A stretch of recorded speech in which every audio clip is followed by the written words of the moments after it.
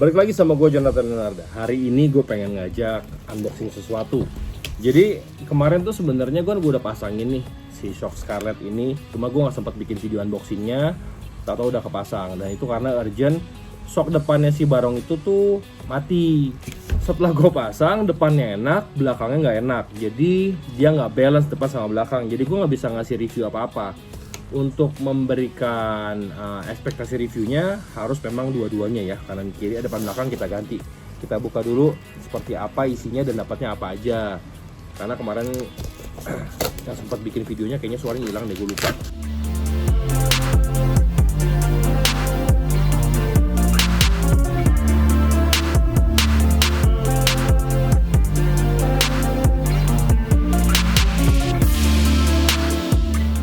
Ini gue beli langsung di official store-nya Scarlett dari Tokopedia. Kita lihat.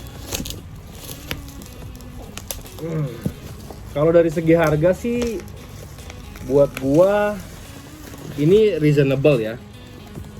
Tuh kayak gini. Kita buka. Nah, kita lihat ada apa aja. Yang pertama ini dapat kayak kotak gini, isinya gantungan kunci, lumayan bagus tuh. Ini Vespa, terus bisa muter di baliknya lambangnya, logonya Scarlett. Oke, terus dapat stiker Scarlett Racing, dapat stiker lagi yang gue manip sih, ini bahannya apa sih? Pokoknya keras-keras gitu deh, kayak karet. Kayak karet gitu, karet plastik atau apaan. Emblem ya. Karena ini beli yang belakang. Nah, kita dapat peninggi soknya sama setelan soknya nih. Yang panjang ini buat setelan soknya. Peningginya tuh, dia udah enak nih. Biasanya kan kalau kita beli punya Vespa cuma ada yang panjang pendek digabung. Ini ada yang satu biji nih, panjang doang nih. Jadi udah harusnya lebih cakep lagi biar nggak berantakan. Nah, ini soknya. Tuh. Dari soknya ini kemarin gue udah sempat mainin, gue sempat fiddle yang depan. Ini prinsipnya sama. Jadi dia ada dua setelan. Nah, begini nih, sorry. Begini. Di atas sama di bawah. Yang di bawah ini kompres. Jadi dalam shock breaker ini semua mau mobil mau motor ada namanya compress rebound. Kompres tuh ke bawah, reboundnya ke atas. Yang di atas ini untuk reboundnya. Nah, ada beberapa klik. Coba ada buku manualnya nggak ya? Ya, ternyata tidak ada buku manualnya. Kalau gitu, karena tidak ada buku manualnya, gue coba jelasin di sini sekarang. Kalau kita terasa motornya terlalu ngayun, berarti si kompresnya ini terlalu ringan. Kita bisa tambahkan klik ke arah positif, ya. Jadi ada negatif, positif, ke arah positif. Kalau terlalu keras kita kurangin. Nah, yang rebound ini buat apa? Rebound ini prinsipnya gini. Ketika dia nunduk, dia akan mental lagi nih. Jadi kalau kerasa motornya, wah kok mental-mental, berarti reboundnya harus di setel. Semakin ke arah positif rebound, ketika dia turun naiknya lebih lambat. Tapi kalau kita reboundnya semakin negatif, dia naiknya cepat.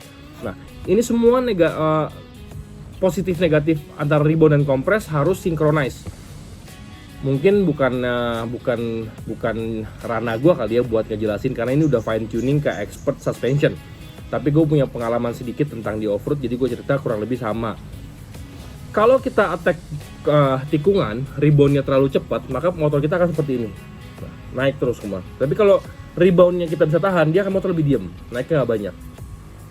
Jadi secara handling pun akan berubah. Inilah Scarlett Racing. Jadi sebentar lagi mungkin gue akan pasang kaki. Dan nanti setelah kepasang baru gue bisa cek dalam perjalanan apakah dia bagus atau tidak. Kita ketemu lagi di aki.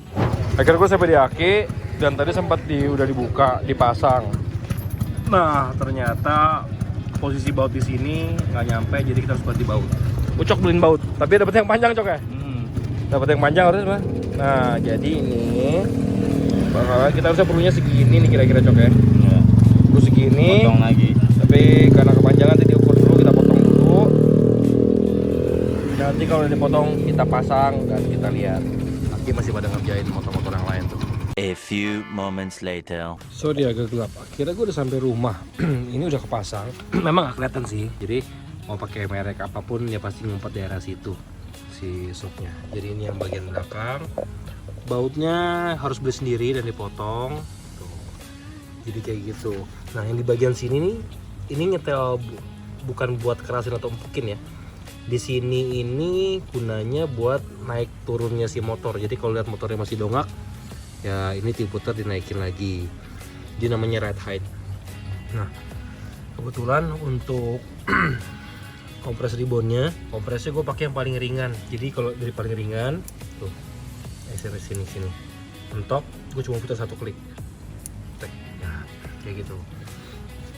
Ini bagian belakangnya, masih ada bagian depannya. Ini bagian depannya cakep sih tuh, sama ride heightnya juga segitu. Scarlett. Oke, sebentar lagi gua akan duduk sambil jelasin. Sorry kalau kualitas videonya kurang bagus karena udah agak malam dan gue lagi di luar dan ini nggak pakai kamera, gue pakai handphone karena Hanif lagi gak enak badan habis vaksin booster dia. Jadi gue pengen cerita aja, impression gue buat shock Scarlett ini ya dengan harganya yang nggak terlalu mahal. Kan Buluk pakai Bitubo itu lebih mahal. Ini cuma 1 jutaan. Cuman recommended banget sih. Tadi gue ngelewatin gajukan, jalan rusak. Tentunya tidak seoptimal daya redam kejutnya, tidak seoptimal Bitubo. Tapi kalau buat dipakai harian lebih dari cukup. Kenyamanan. Tadi gue coba pas arah pulang gue coba agak cepetin sedikit, stability-nya juga masih oke. Jadi kalau tikungan kencang motornya tuh nggak yang goyang-goyang, cukup diam. Tapi settingan semuanya kompres ribbon gue pakai satu-satu.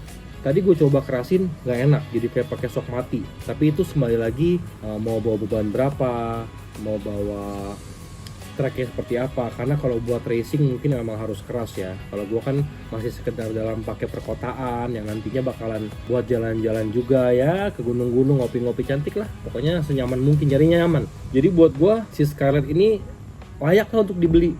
Tapi tentang masalah awetnya, gue belum bisa mereview apa-apa. Nanti mungkin setelah beberapa bulan kita pakai, buat kata nih, apakah dia bocor, apakah ada kendala-kendala lain. Dan settingan ini kan namanya gue baru kepasang ya, gue juga masih mencari-cari.